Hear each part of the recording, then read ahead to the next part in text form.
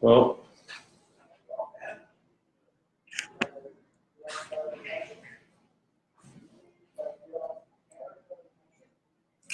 we're live.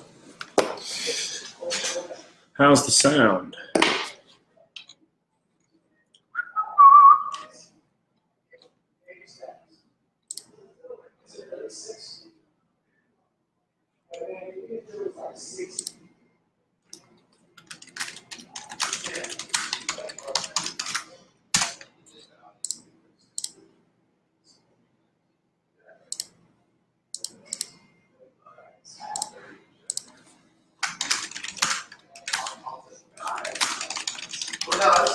It's working. It's working. All right, we've already got 2 people. Can you read the 2 or 3. Huh? We've already got 2 or 3 people on here. What's up, people? Can we see the questions or on your? Yeah, on I'm gonna pull it up on my computer. Cool. Sound is good. Sam says the sound is good. Thank you, Sam. Can you hear Baker? Okay, give us a sound check, Baker. Check one. Check one. How does Baker sound? I guess I could listen to it on my computer. That's a little good. Sam says the sound is good. Thanks, Sam. Can you hear Baker? What's the sound check? Check one. Check one. I think that's pretty good. I think you can hear me. Yeah. Okay. So we validated the sound is good. Well, that was loud. Okay. So we're just going to do a really basic question and answer format, and we're also going to sprinkle in some trivia questions so you can win some Apex Pro graphics. So if you're paying close attention and you catch the questions and you submit an answer, then we'll send you some Apex Pro graphics. We have black and white. They're about yay big. So definitely answer the questions. They look like this. So answer the questions to win some fancy Apex Pro graphics. You got anything else to throw out there? Small quantity only. Only Yeah. have a couple of them. That's right. Only what's in here. At the Indy race was cool. Barber. Yeah. So we were. We'll start with that. We were at Barber both a little bit this past weekend for IndyCar, and one of our trivia questions actually is related to that. Welcome. We got a lot of folks on here. All right, so Ryan and John, who are with us at NCM, are both on here. Guys, if you don't mind, like the video and share it, and that'll help Facebook's algorithm distribute it to more people. Awesome. John is broadcasting us live to his local Great Clips. Nice. We appreciate that. Hope you Great Clips. yeah, hope you get a good-looking haircut, John. So yeah, we spent some time at the IndyCar race this past weekend. You got anything to throw out there? Baker got to spend some time with Chip Ganassi. Very briefly, great man. We appreciate all you do in motorsports. More importantly, the MX5 Cup was awesome to see firsthand, live again. The son, like my number 42, took care of us. Asen Rachev was using Apex Pro. It's okay, he's Bulgarian, so not something we probably can pronounce from birth. But Asen was using Apex Pro and MX5 Cup, and I spent some time with him on Thursday and Friday doing some data review. So we had a lot of fun. He improved pretty dramatically.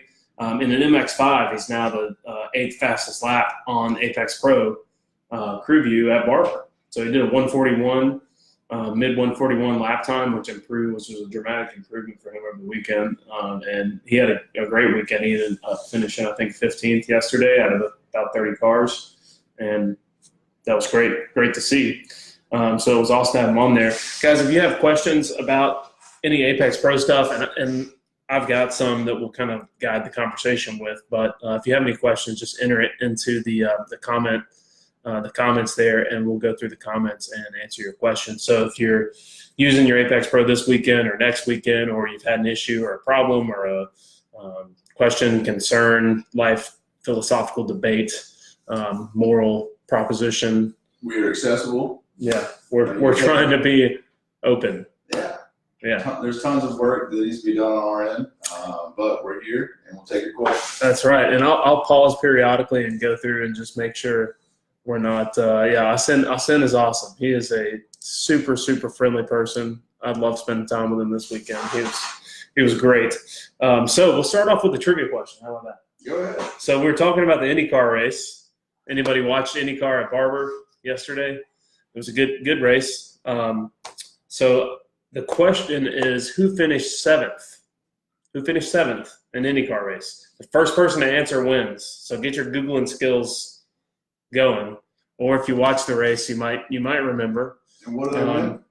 You win some Apex Pro graphics. If you already have some, we'll figure something else out for you. But the winner, and we'll address it later on in the show, but who finished seventh in the Honda Indy Grand Prix of Alabama yesterday afternoon? All right, it's out there. Before we get into more Q&A stuff, again, just post in the comments if you have any questions or anything that you want to ask us. We've got a schedule here for this is just this upcoming weekend.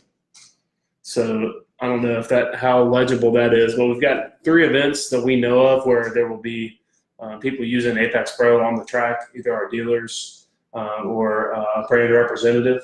So if you're at Roadley Road Raceway this weekend, look out for Michael Bosch. Michael, if you're on here, you can say a few words. Nope, not Ryan Hunter-Ray. Close. Good guess, John. Shout out to NB. We appreciate all you do, Michael Bosch. He continues to kill it. Thank you. Check him out at Roadley Road. Michael Bosch at Roadley Road this weekend. Mid-Ohio, NASA Great Lakes. Mike Cooper is going to be representing Apex Pro at Mid-Ohio this weekend. They're going to be set up in the main registration area. So John and everybody else in NASA Great Lakes, spread the word. He's going to be doing demos, which is going to happen each morning. And then he's going to do data review during lunch, so about 12:15 to 1:30 every day. He's going to be doing data review and sales if anyone wants to purchase. And then he's going to be collecting the demos at the end of each day. And that's Friday, Saturday, and Sunday. Sunday, I think he's leaving about 3 o'clock, so get your units back to him before then. You will see information about that if you're signed up for that event in an email. So that's, again, Michael Cooper at Mid-Ohio. And then lastly, and I saw we got a question, so we'll respond to that in a second. Lastly, we've got SCCA opening the Time Trial National season at Thunderhill Raceway in California. So if you are near the West Coast or you have a wild hair and decide to take the week off work and go to California, go out to Thunderhill Raceway. That's the first event of the year for the SCCA Time Trial Nationals. Talk a little bit about Cooper's operation. 944 guy. Yeah. They got a whole posse of them out there. We got a couple of questions. So I see the questions, guys. We'll get to them in just a second. There's Mike. So Mike Cooper's on with us. We were just talking about you. He races a Spec 944 with NASA. He's got a red 944. Look for him in the paddock, but also will be near the NASA registration area this weekend if you need anything. Yeah, had an awesome race at NCM, super fast. As a racing product, we try only to associate ourselves with fast people. We discriminate against slow drivers. So. We're inclusive to all. I'll take the other side of that argument. Yeah, no, we're here to help everybody. That was just some aggressive posturing. All right, Ryan has a question. He said, at what point throughout the day would it make sense to reset the apex? I realized I was turning my unit off between each session, but how drastic of a weather change does it take? So a really good question. Ryan, there's also a video on YouTube that we just put up that I'll actually link in here in just a second. I'll let Baker take the floor in a minute, and I'll link that video in because it's got even more information in it. But basically, if you're running, anything more than a 15-minute session at a time, shutting it off between every session is the way to go. The only time I shut it off between sessions personally is at an autocross or in a time trial competition where you're getting, low amounts of laps, a couple of minutes at a time maybe, and you want the device to, not resetting. I reset it between every session on the track. Don't reset it at autocross. There we go. Sorry. Take 2. Confused myself. That's right. Take 2. Autocross and time trials, leave the unit on if possible because you don't have as much time on track. You want it to remember the model from your previous run. You don't have enough time for the algorithm to really learn the exact limit of your driving. If you're running more than 15-minute sessions on the track, reset it every time. So you're specifically, Ryan's asking about weather. So Ryan, for the NASA event, because NCM's a pretty long track, so one lap at NCM is going to give you a lot of information and give the device plenty of information to learn. So I think resetting it is the way to go, especially if there's a weather change. The best way to think about the Apex modeling is it learns a new peak grip limit very quickly. It doesn't unlearn that limit for a very long period of time. That's a lot more complicated to make the software do, basically. So if you're driving and the grip limit decreases during your session, and it's also decreased for the next driving session, definitely reset it. Does that make sense? I think it makes sense to me, but we do this every day. I'm going to link the video. So please shoot us an email and toss the video in there. Also, you autocross guys have been blowing us up about the finish line gate, the auto stop, and you see the trace in the parking lot. I just want to say that we hear you. We're working hard to make the finish gate in the autocross track session better. So I received your messages. I appreciate it, and thank you for the positive feedback. We're going to continue to work on that session and have that part drop off. So for all of you autocross guys out there, I hope that makes sense.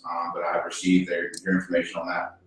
Ryan, I just responded to your comment with a link to a video that if that didn't make a whole lot of sense, again, it makes sense to both of us, but obviously that's because we do this every single day. So check out that video and that'll explain it a little bit more.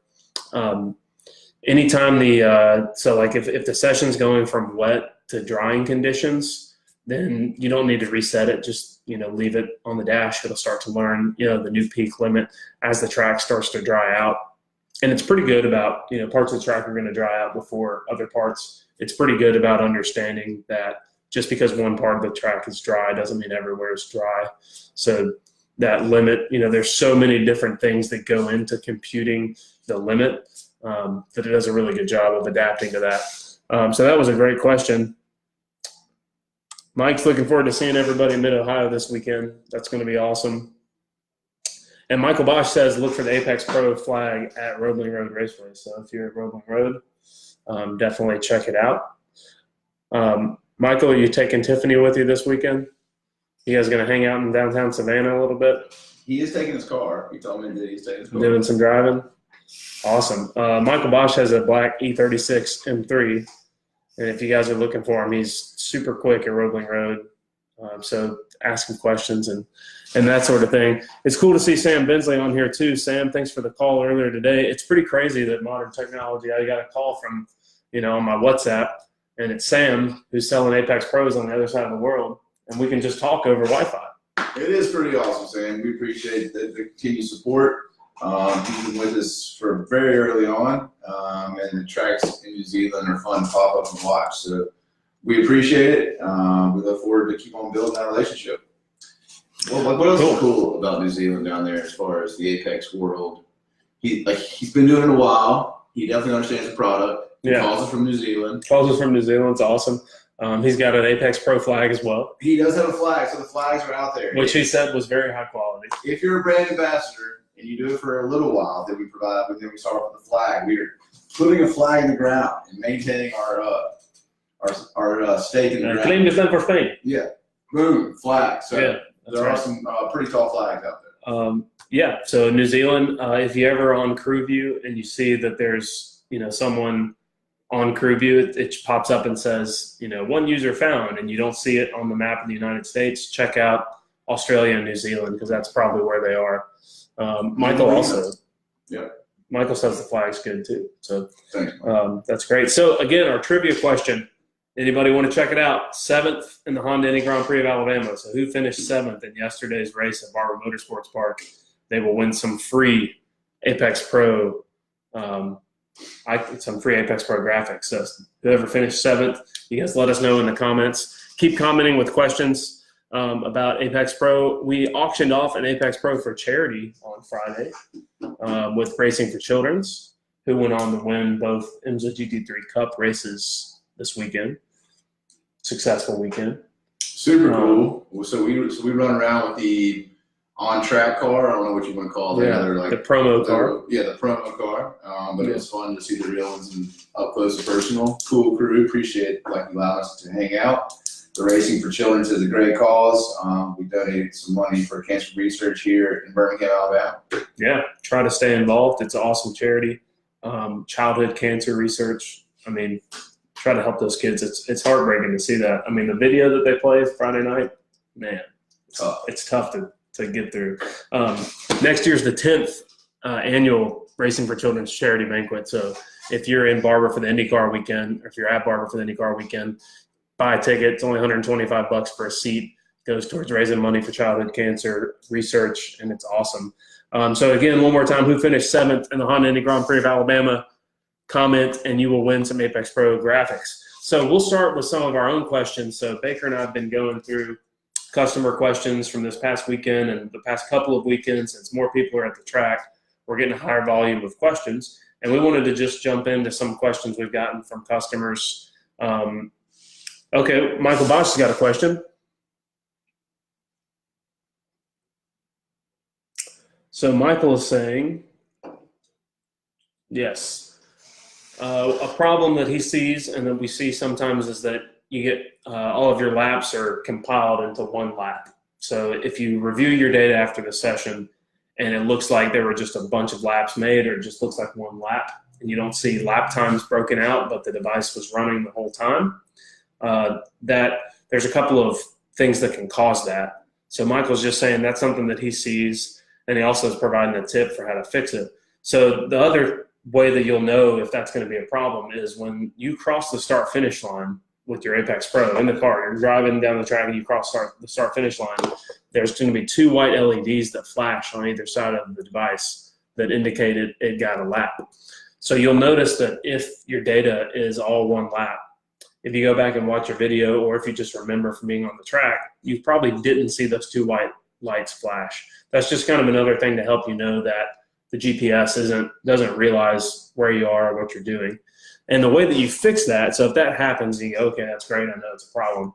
The way you fix that is by starting your session, letting the lights run, letting the timer click on the app for a longer amount of time before you run. And there's several reasons for that. Looks like we have some answers. Did Kobe already answer it? Okay, Kobe Timms. So Kobe wins. Ryan, thank you for mentioning that. I just saw it. So Kobe's going to get some Apex Pro stickers. He already reached out about some, so that's really convenient. But it was Marcus Ericsson, finished 7th. Did you know that? I did not. I think it's the top 5, pretty close. Yeah, Swedish F1 veteran. Actually went on a tear yesterday. He and Hinch, both of the Smith-Peterson cars were hooked up yesterday. They had a great setup. They finished really, really well. Best team result. So the way that we finished, I'm going to go right back into our GPS troubleshooting issues. The way we troubleshoot that, if we're not seeing the white lights flash and our data is all one lap, start the unit longer before your next session. Usually it happens in the morning when you've just transported your device, your Apex Pro and your race car and everything from wherever you live to the track.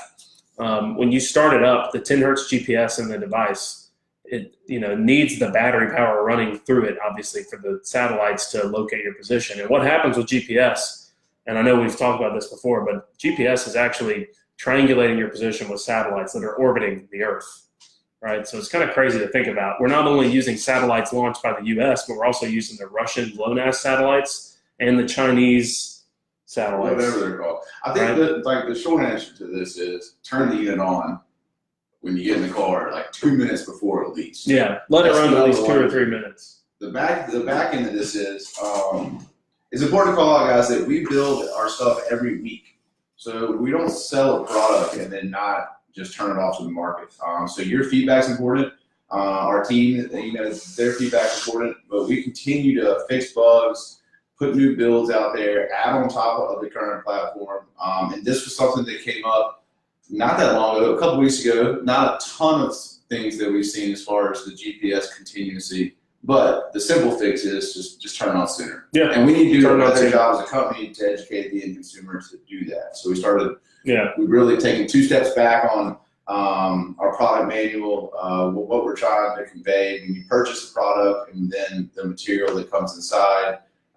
We've got to do a better job of trying to educate people on that. So that's on us. But for the GPS overlap fix, one long thing, the simple thing is to keep it on longer before you get started. Yeah, and if anyone's confused about what we mean by that, then just ignore that. If it happens, you can reach out to us and we'll help you out. But all that to say, and we have some new folks as well, so welcome if you just joined us. This is just a Q&A session.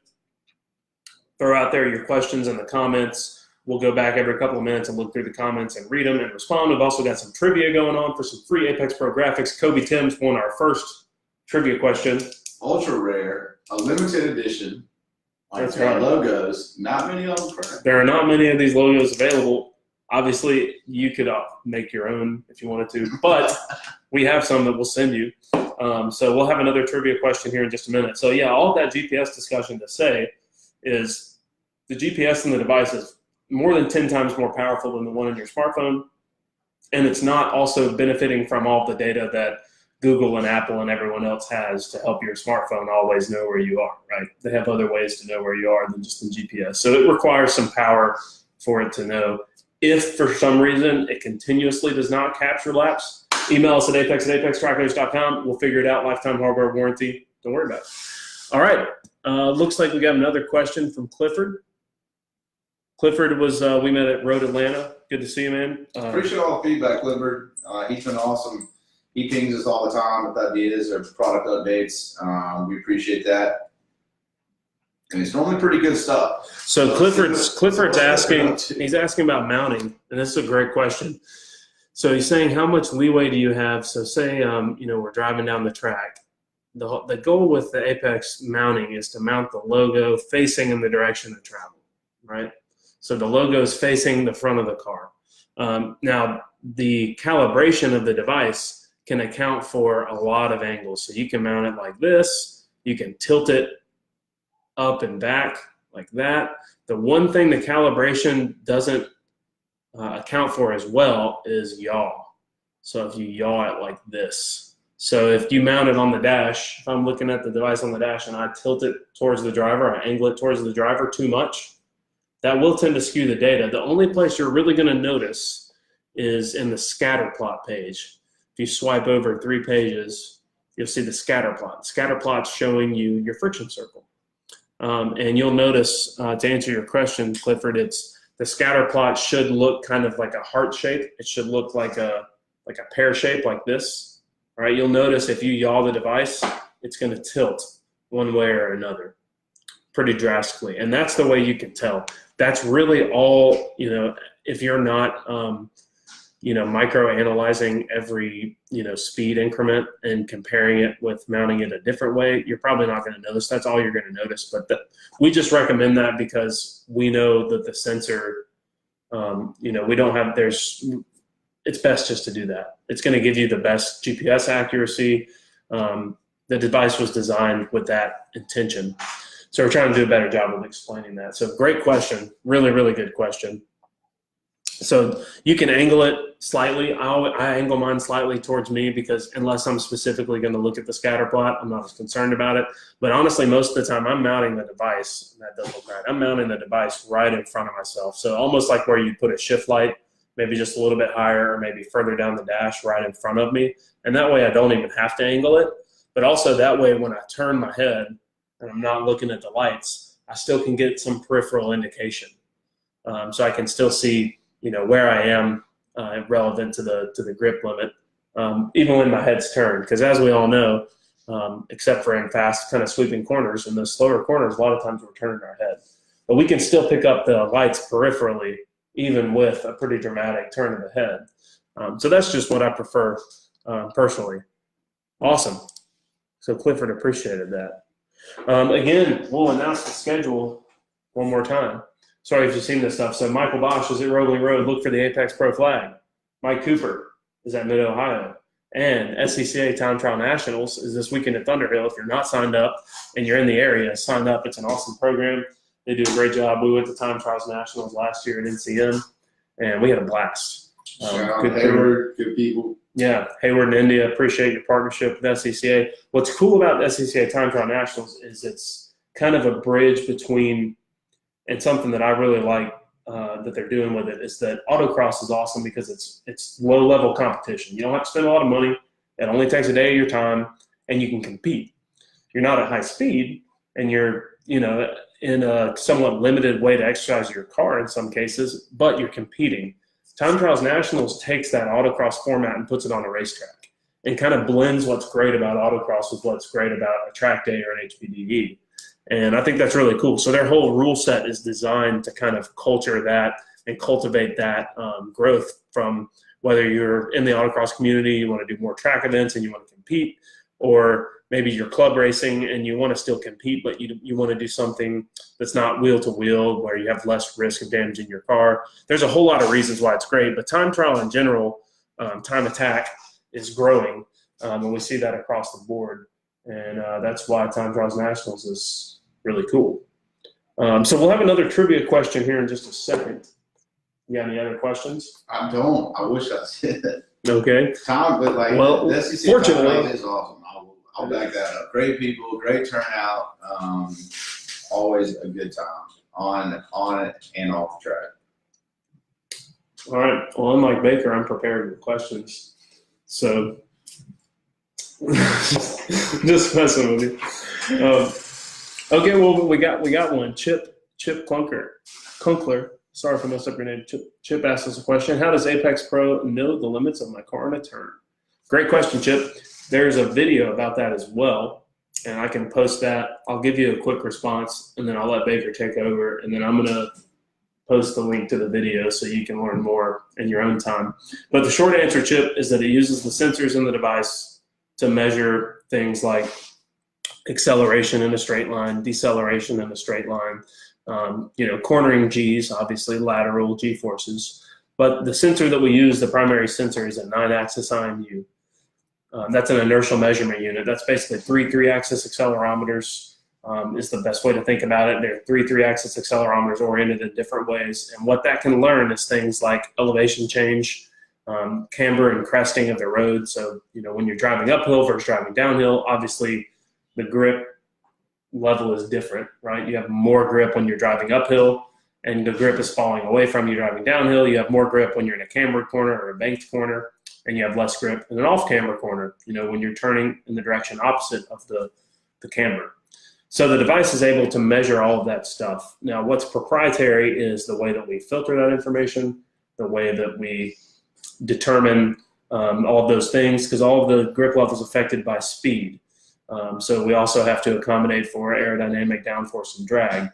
All of that is a factor of speed. So basically, using a 9-axis IMU and 10 hertz GPS, we're able to get enough information from your driving to predict a fairly accurate picture of the limit.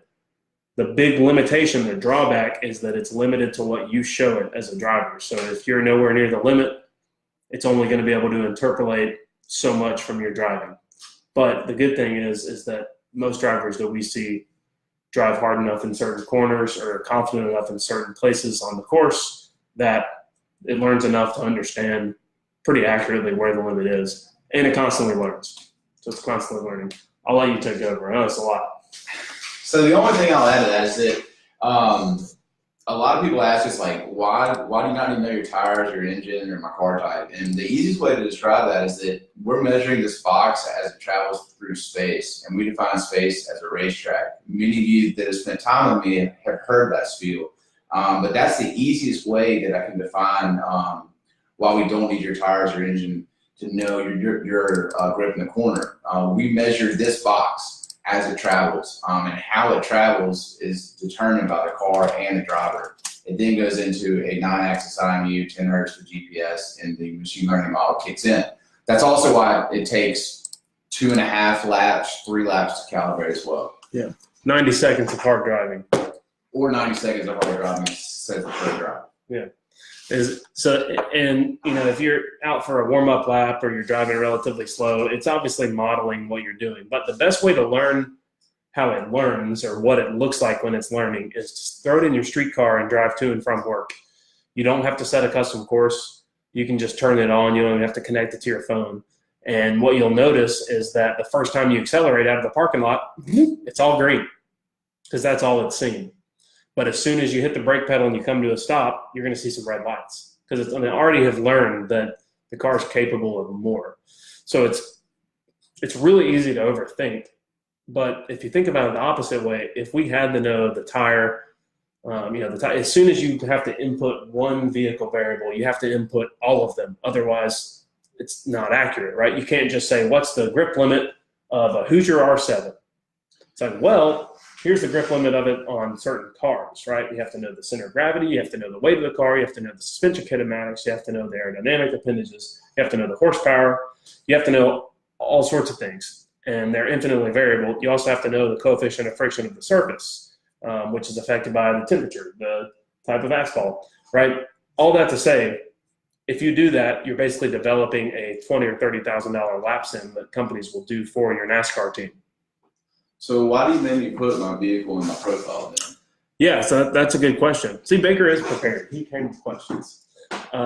You input your vehicle into the user profile just so that when you share your data, people know what kind of vehicle you have. They can swipe and see the notes and see the kind of car that you drive, because obviously you want to compare data ideally with similar cars, or at least cars that are doing similar times, or drivers that are similar, right? So I'll touch on something else next.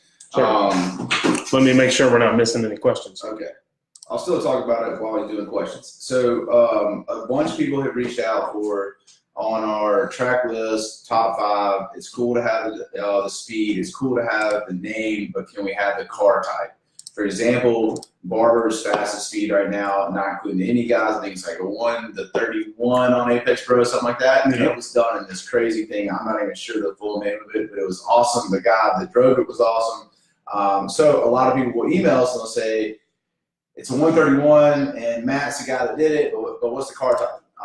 So we're working on the back end to possibly add in the car type, depending if the end user puts the car type in and then he or she could not say the right car type. So there's tons of variables on that side, but for the guys that have shot us emails, we hear you that you want the car type on the fastest time on the track.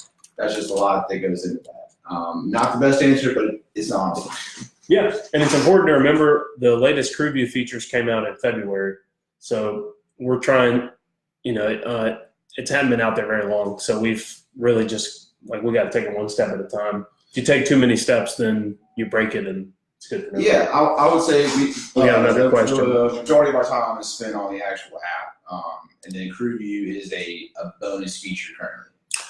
All right, John Allen has a question. So John of Spec Miata track record at NCM fame, thank you for asking. He says, does placement matter in regards to vehicle track? Meaning, are readings more accurate if placed dead center of dash versus placement more directly in the driver's forward line of sight? So that's another really good question. Very common. Don't let me go too far down this one, because I I'm going to can. stop him in about 20 seconds. Yeah. So we started developing this thing in late 2012, and we'll advertise Trim Tab Brewery, local brewery in Birmingham. But we were 2012, and we had some prototypes of the unit that we have on display in our lobby now, and we started mounting them in the center of gravity. And so the way the whole project started was the device was mounted near the center of gravity, and that was how we measured what was going on, with kind of the assumption that the device was mounted at or near the center of gravity. So before I get into the story, the answer to your question is it does not matter. And the reason why is because over time, after taking a lot of measurements and basically learning how to build in the math to understand where the device is going to be, if you realistically think about a vehicle and say we're mounting the device on the dashboard like we always are, you can make the assumption that you're probably mounting it within a certain percentage of space from the actual center of gravity of the vehicle, and it's almost always in front of it. There are very few vehicles where the dash is, behind the center of gravity, right? So there's some logical assumptions there, and then also the dash is only so wide; you only have so much space. So we kind of pin down, where we're mounting the device. There's a space. So how can we calculate that? So part of the learning that the device does is actually calculates roughly compared to the device where the center of gravity is, because it is important. to understand where the limit of the car is. So basically, no, it does not matter, because it attempts to calculate, and the more information it gets, the better its prediction is where the center of gravity of the vehicle is, to input that into the vehicle model. That's pretty complex, but if you were to see all the prototypes that we have in there, and I actually was talking to my friend Zach Woolen, he's the head trackside engineer for HPD in IndyCar this weekend, and he saw the prototypes in the lobby. He was like, I remember driving our Formula SAE car and had to reach down between my legs. We had this thing mounted underneath the seat in the Formula SAE car, and before we went out, Austin would make us reach between our legs and tap this button so that the G-Box would record data. And he reminded me of that. I didn't remember that. I was like, that's how it all started. So I hope that's a good answer. Placement on the dash, middle, right, or in front of the column doesn't matter in our model, correct? Correct. Okay. It does not matter as long as it's somewhere on the dash. The other reason it's good to mount it on the dash, or it's got to be mounted on the dash basically, or somewhere similar. Open top cars, a little bit different, but the GPS communicates out of the top of the case. So the GPS satellite, signal is acquired through the top of the case. So that, glass windshield allows the satellite to communicate to the device. So let's stop there for a second while we're on that topic. If you have a suction mount, and a lot of you guys do, you cannot mount it upside down. So take a look at the logo and pay attention to how you're mounting it on your suction mount. Yeah. Public service. I'll post, you keep going on that or similar topic, work on your ad lib skills. I'm going to post something else in the comment. Okay. We have a limited edition baseplate. It's awesome. And people ask us all the time, will the sticky come off my dash? I put this in a ton of cars personally, and it will come off your dash. It is 3M automotive dash adhesive. The best way to do it is to roll it back. So a lot of people ask us before they stick it on there. It absolutely will come off. I put it on some pretty expensive cars, and I feel confident in that statement. So that's a very common question. The base plate will come off. I'm trying to think of some more that hit my box more recently. Yeah. So go to the Autocross. Will it find me in a map? Quickly. Yeah. This is a tangent, but we'll touch it quickly. Will it find you? So, like when you're in the map, zoom in. Yes. So if you use Apex for a custom course, Matt just joined us. Matt uses it for a custom course, so that's pretty relevant. If you use Apex Pro for a custom course, after you've connected to the device, you've gone in to select a track and you've hit the plus button in the upper right-hand corner, you can toggle Find Me if you're walking or typing to define your course. And that will zoom the device, the GPS view in on your position. It might take a few seconds for the GPS to find you. Just give it a second and wait, and it'll find you, and then you can actually just tap the buttons on either side of the screen to automatically set the coordinates for the course that you're on. And we know that we need to do a better job of that as far as the educational piece, which I will continue to harp on. So we're continuing to build a custom track product guide that will go over that more. Yeah, we'll have the custom track guide live. If anybody wants us to send them the drafted version, thanks to Clifford for your help on the grammar and so forth. I'm still working on it. We will be happy to email that to you. It's not really totally ready to go yet, but we can happily send that to you. I just posted the mounting guide. If you have recently bought an Apex Pro or you've had one for a while and you've just got another mount or a suction mount or another car or something, take a look at the mounting guide. It's just a short, one-page document on our website. It's kind of hidden, so we're doing a better job of trying to get that in front of you, but it answers a lot of your questions: how to mount it with the base plate, how to mount it with the suction mount, and what matters, when you're mounting it. I didn't see John's. So I'll chime in on that. So we're going to update our frequently asked questions tab. We're going to have a download tab for product guide, custom track guide, more quick places for some references in PDF format. We've also done a hard print of a product guide for some stuff that we're doing packaging. Yeah. So got another question. We hear you on that part. Tim asks, how can the device help a novice driver? Can it be used throughout the HPD ladder, or is it for an accomplished driver exclusively? So I'm personally not the best person to answer that question, to be honest. If anyone that's watching is, and I actually think Clifford responded to that. I think the short answer is we all have some room to improve. Yeah, in some degree. I mean, we talked to some super fast guys this past weekend, and we still found time. So where you fall in the pyramid is awesome, but I think no matter where you fall, like we can find some time for some way through it. Yeah, it depends on your level of investment in the hobby. If you're serious enough about becoming a better driver, then $500 is under $500 is a small amount of money to spend in the grand scheme of things to improve yourself and have a tool that's ultimately probably more helpful than most of the parts that you can put on your car. So I would say, from my past experience, I wish I'd started with data sooner, and there wasn't stuff in this price range available in like 2010, 2011 when I was starting to drive that I could really learn from and use as a data system. So I think this is a good system. There's also another way to look at it, which I started thinking about recently, and there's plenty of smartphone apps available that are free. They use the sensors in your smartphone, so all you're really going to get is a relatively accurate lap time, somewhat accurate. That's the only measurement you're really going to be able to go off of. As soon as you look at external GPSs and other modules to, basically bundle with that, you're going to start to spend hundreds of dollars immediately. So looking at around the $500 price point for any sort of like motorsports data logger is really where you're going to end up.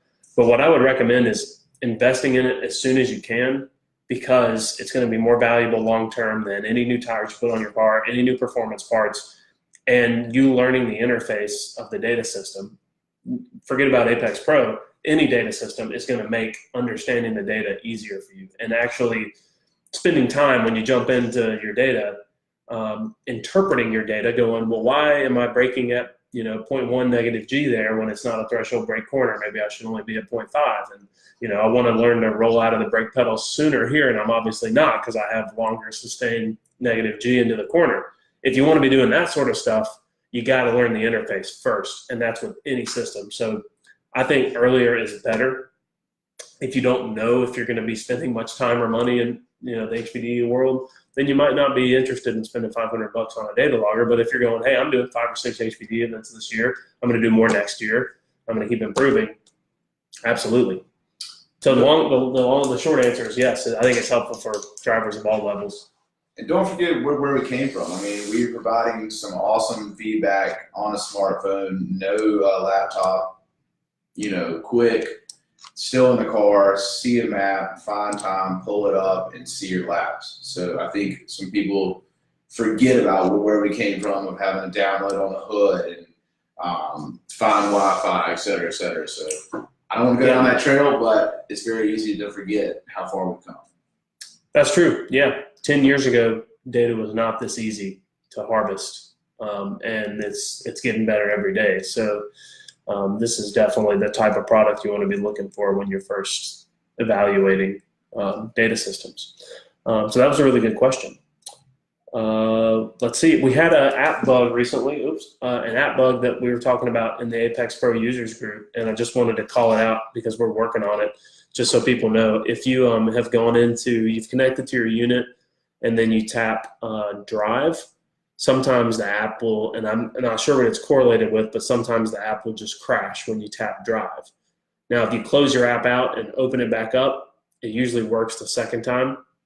We haven't found the bug yet. If anybody has that happen, let us know. I've only heard from like 2 or 3 people, maybe 3 total. And I've done it once Screen myself. recordings would be awesome. I know that's hard to do because you don't know when it's going to happen. But if you can make it do it twice, that'd be great.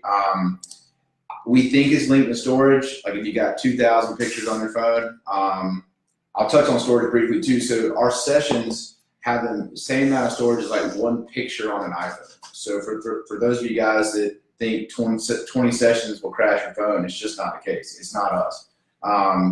But we hear it. I think it's important to call it out. If you press the start button and it crashes, we'd love to hear about it. I think we've got 3 total. Yeah.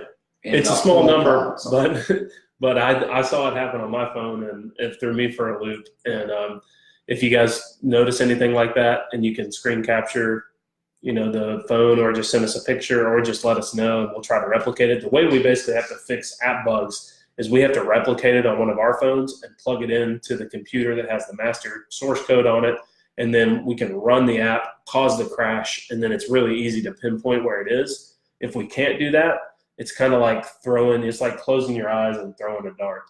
It depends on the bug, but that's a very honest answer. Yeah.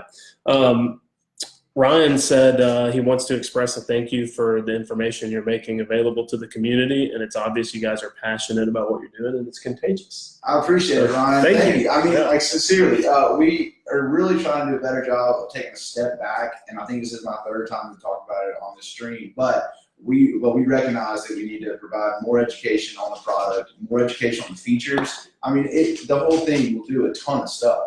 We've got to do a better job of print and online material. So we appreciate the kind words. That's what we're trying to do. But you know what that means? It's time for trivia. Go ahead on trivia. All right, so trivia round 2. So Kobe Timms was our round 1 winner, and trivia round 2. So Kobe won about 20 minutes into the stream here. Who finished 7th in the Honda Indy Grand Prix of Alabama yesterday? That was the Swedish driver for Schmidt-Peterson Motorsports, Marcus Ericsson. He looks like the perfect Aryan child. Hitler would love him. So I thought that was a good one. Okay, so our second trivia question: how many tracks are on the official Apex Pro track list? Might be kind of tough. You might have to count. I don't know how they're going to get it.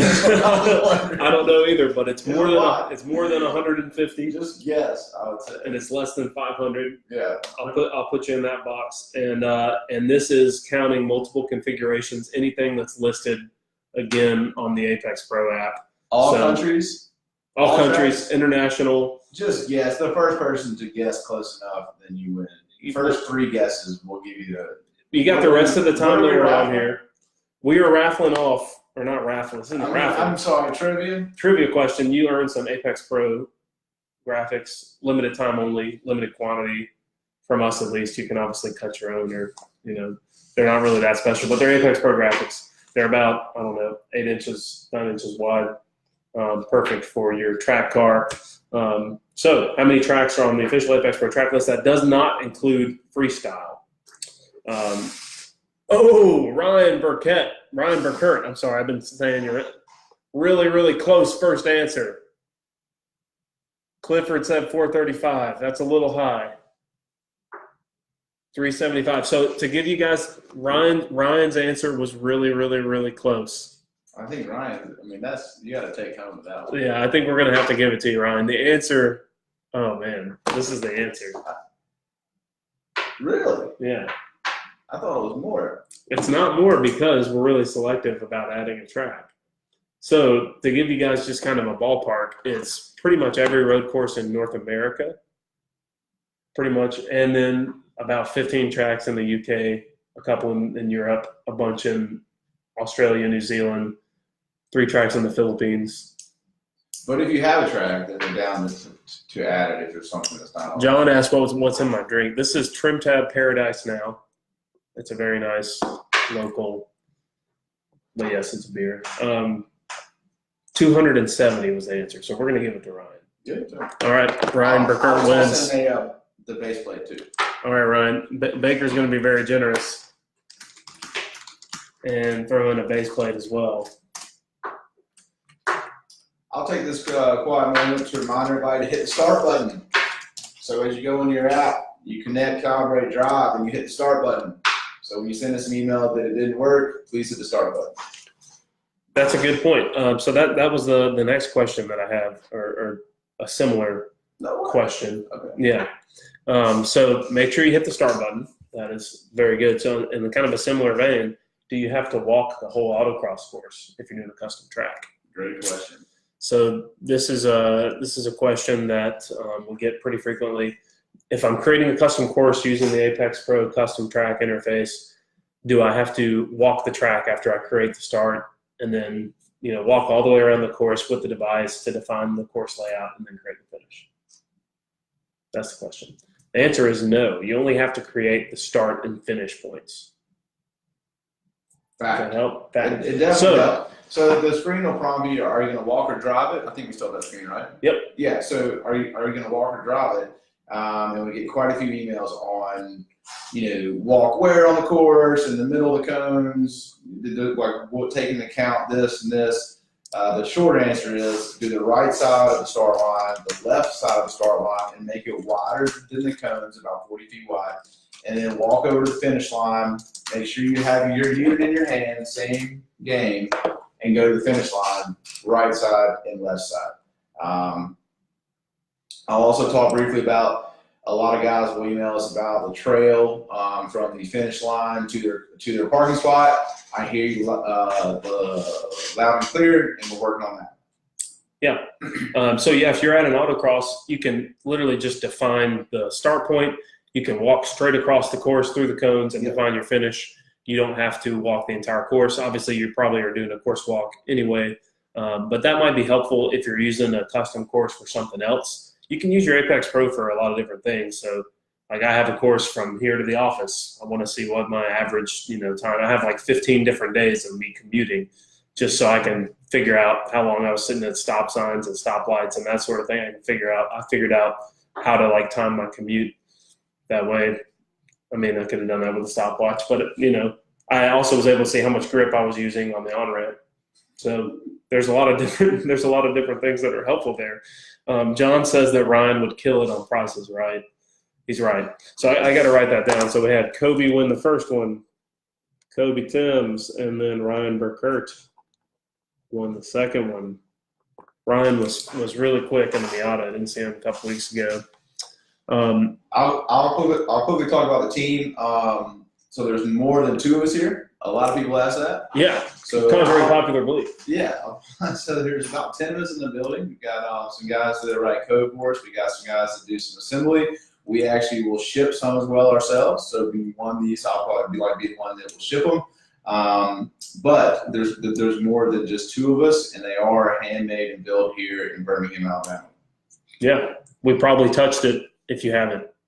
Yeah. I've been building Absolutely. all the base plates for the past 3 years. So if you have a unit and you have a base plate, I'm sorry, but you got my handiwork. We print all of our boards. We do the soldering. We put the code on them, the whole deal. So Jim Robb wants to know, can you change quickly between autocross courses? So, for example, with the Optimus Streetcar Invitational where you have two separate autocross courses. That's a good question, Jim. Matt McCarty, if you're still on here, I know you asked this question recently, and I forgot what we decided was the best result, but you can change pretty quickly. So I don't know how they grid you. Do you run the left side course and then you finish and you immediately go to the right side course? If so, it might be a little challenging if you don't have any time to stop, but if you're able to stop for 30 seconds in between, you could create a left side autocross course and a right side autocross course in the morning, and then you could easily just save your data session from the left side and then record the data session with the right side. Since they're mirroring courses, you won't be able to overlay the data because they're actually two different tracks. But let's see. Yeah, Mike says he created separate courses and toggled between each of them. So that's what I would do personally, I think. You would just create, start finish points for the left and for the right side, and then you can just save your data in between. Michael Bosch actually had a really good comment a minute ago. So departing from that, there's all sorts of stuff coming in. You're getting active. Michael Bosch said, before you save the Apex, or make sure you save the Apex session before you turn off the unit. Michael, you are correct. We appreciate that public service announcement. Please make sure that you save your stuff before you exit or turn it off. Yeah, and if you do it forget, should prompt you. We did add a prompt in there. Yeah, if you forget to tap save on the app and you turn off the power on the unit, you'll still be able to save the data. You just have to hit back, and then it'll prompt you to save it. If you hit back, it'll say, are you sure you want to leave this session? Or it'll say something, and you just say save. Just tap save, and it'll save it. But that does make it a little bit easier. Yeah, really good prompt. John wants to know if the base plates are made from recycled trim tab cans.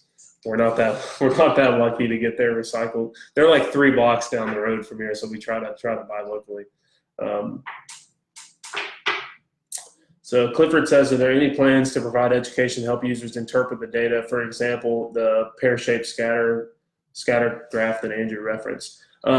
Clifford, so most of the data review that we do as a company is at the track. So when we go to support events, we provide free data review. You guys can also, and I'll post a link in here, and I'll let Baker actually take that one over. So yes is the short answer. Well, what's the question? Question is, what are we doing to provide information to help interpret? I'll pound this in on this string, but yeah, so we're thinking about, I think every day for 1 hour, we're going to do something to propose like some education on the consumer end, whether it be YouTube, printed, or online, both. First, we're starting with our website. So we're going to redo the top tab under frequently asked questions as well as PDFs to be attached. Then we're going to spend a lot more time on the video piece. I think it's easier to watch something than read it for most people, I'm finding out. So we're going to spend a lot more time on some deep dive, the educational chapters that we'll call it on the Apex Pro, for 2 reasons. One, that you can go and find out yourself, and secondly, that we can respond with not only an email and a text, as well as a printed PDF version, but also a link to a video. So the short answer is yes, and we're trying to do it in multiple formats.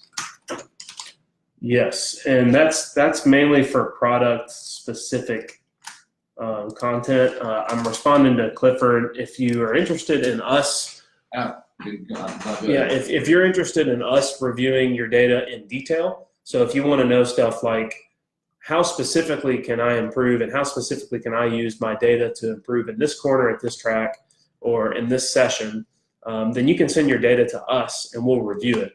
Because we're also building and shipping and doing everything else, selling all the units, trying to create, grow a business, we have to charge for that because that costs us our time, but we're happy to do it.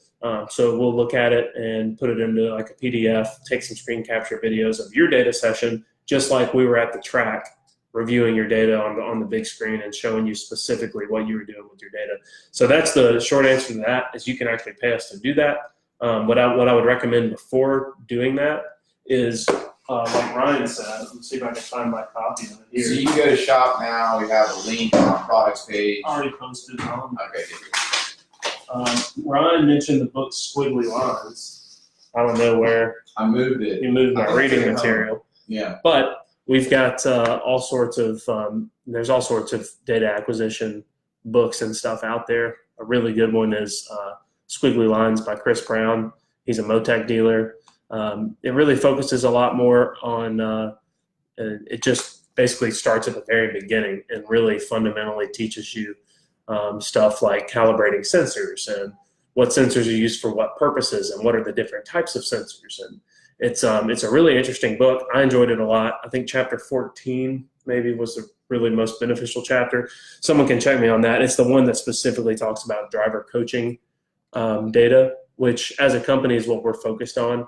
We're not focused on telling you what your oil pressure is. We're focused on telling you how to carry more minimum speed through the corner. Shots across the bow. I mean, that's not shots. It's just the facts of what it is. So we got 4 minutes to go. A couple more questions. Let's see. I answered all of my personal questions. Yeah, we'll take a few more questions here. I want to make sure we don't miss anybody. We're going to send Ryan and Kobe their graphics because they won. I'll close by saying thank you. We appreciate all the emails.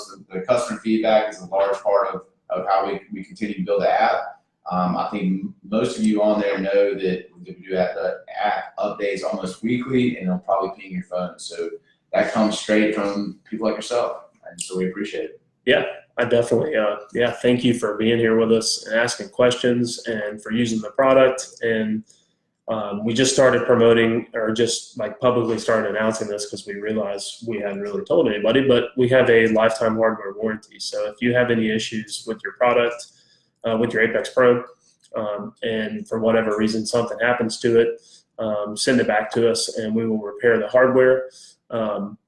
So we're happy to do that for you. Just let us know, apex@apextrackcoach.com. That gets to both of our emails, so you can irritate both of us at the same time. Send us some cat videos or something exciting. No, I'm just kidding. We love hearing from you guys. It's awesome to have so many people, asking good questions and wanting to know what we're up to. And certainly, join the Apex Pro users group. Give us some feedback on what you want to hear on these live sessions. We can do more screen record sessions where we actually throw the app up on the screen so you can see the app and you can ask us questions about the app. We're happy to do that. And we can do some data review in that as well. Clifford, to answer your question again about data review, if you don't want to pay for the data review, if you're not with us at the track, you can send it to us and as an example, ask us to do it on a live session. And obviously we can only do so many of those, but we'd be happy to do a live data review session with some folks' data, just to, as long as you're okay with us, pointing fingers and using it as an example, which I think's always a good thing. But we're happy to do that.